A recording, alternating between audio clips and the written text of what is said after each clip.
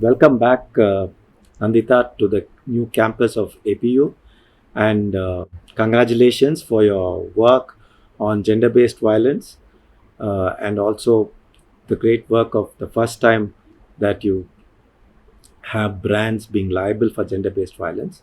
So, can you tell a little in detail about what is gender-based violence at workplaces and um, how the brands are liable for gender-based violence? Thank you, Rajesh sir, for having me here at APU. It's a great pleasure to be back at APU, and I have to say that a lot of the classes that I had at APU were a great inspiration for this work and really helped me, build this campaign also. Gender-based violence is endemic in the garment industry, and it is often linked to the purchasing practices of global fashion brands. It takes various forms.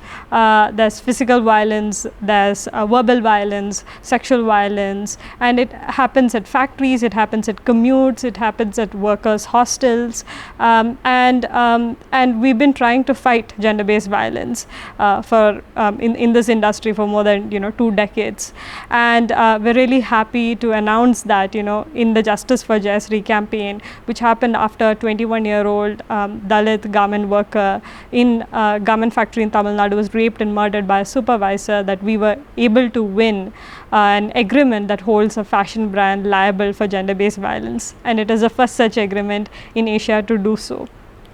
Okay. So Nandita, if you can a little more detail about your work in this campaign, it'd be great for the students to know what kind of work it takes to actually make this campaign work. When I started this campaign, working on this campaign, I was the India coordinator of Asia Floor Wage Alliance. So I worked with the trade union, helped them with their organizing work. I helped build the campaign strategy for it. I was part of the negotiations for this agreement. Overall, I've been part of this entire struggle from its beginning. And one of the first things that I did as part of this campaign was help the union identify the brand that was sourcing from the factory, which was the beginning of the struggle, and till we finally signed the agreement. So I was part of the entire struggle, to say. Yeah. As you are a student, and you know that there are very less number of students who go into labor issues, dealing with labor. What's your first reaction? So for me, working with labor is the most meaningful thing that I have done, and working with labor is also dealing with systemic issues or structural issues which we see in society. And one of the most important things that students require when working with labor is having a lot of patience and be ready for a long struggle is what I would tell students. It's not an easy field to work. There are very limited opportunities, but it's also a field where if you work, you can do a lot for a large number of people. So there's a lot of potential for bringing social change through labor movement. So definitely encourage more students to join the labor movement. Okay. So I remember that when you joined the work first, and I remember your small work which used to come to campus and talk about the fashion brand. And I remember you said clean clothes or something like that. Yeah. If that was the campaign, right? Clean clothes. Yeah. If you can talk a little about that initial campaign which you had on the clean clothes campaign. I think you were part of it. I think in the initial years when we were coming to coming to APU, we were really talking about our living wage work, and also like the role that consumers and students can play in supporting the garment labor movement. We spoke a lot about how consumer pressure is especially calling out brands which are violating labor rights can play a huge role in supporting trade unions. And now we also work on issues of gender-based violence, freedom of association, and a range of other issues.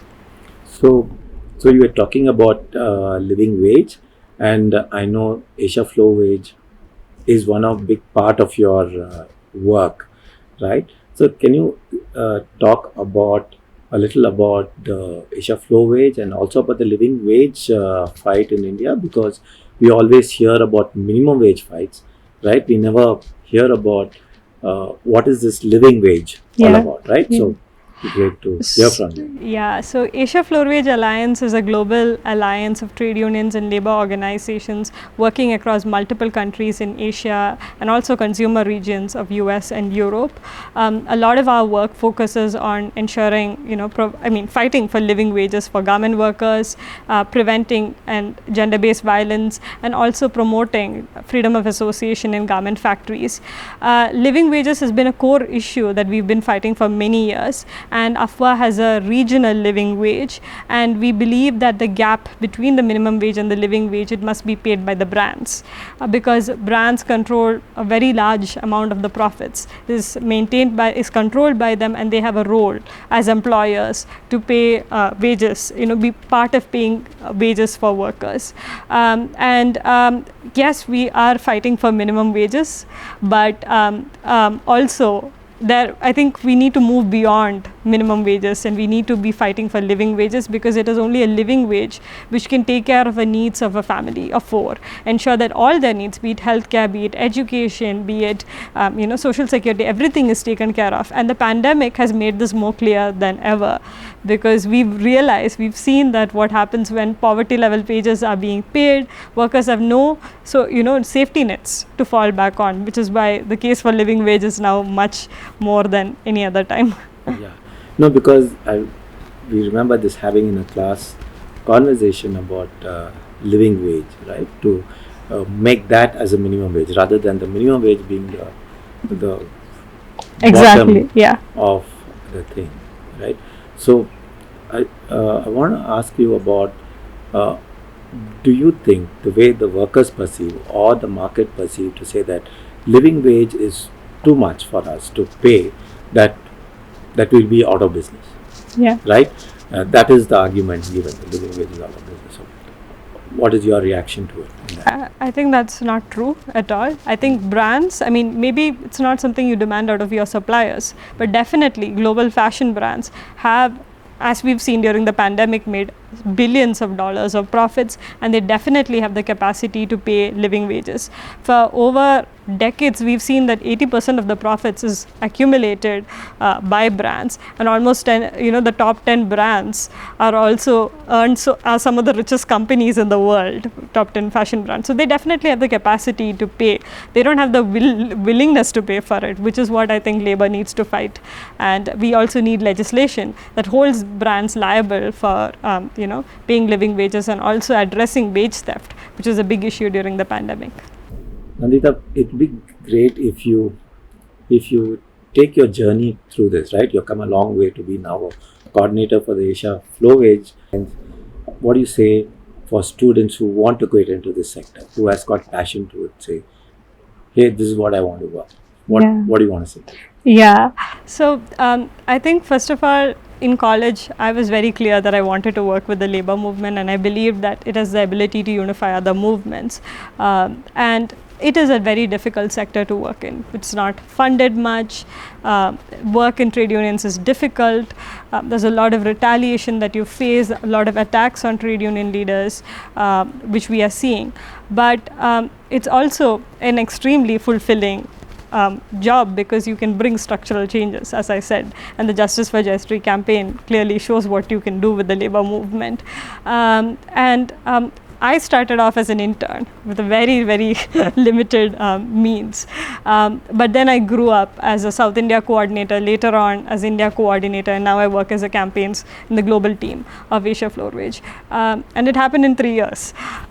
So if you work hard, if you believe in the labor movement, and if you are patient, and you're willing to be part of the struggle, there's a lot of possibilities. Okay. So thank you, Nandita, to coming back here and having this conversation with us, and all the best for your future.